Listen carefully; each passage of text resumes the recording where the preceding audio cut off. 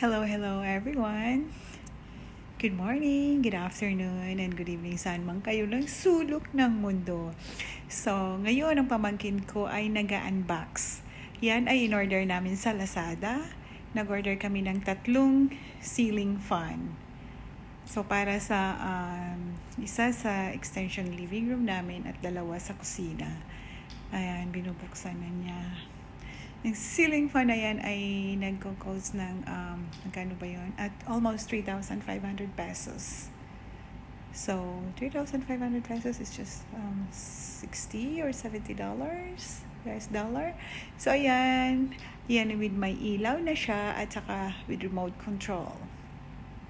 Ayan. And thank you so much for watching, guys. Please do like and subscribe my channel. And take care all. Bye-bye for now. See you next time. It can low the light and high. Very good. Yellow.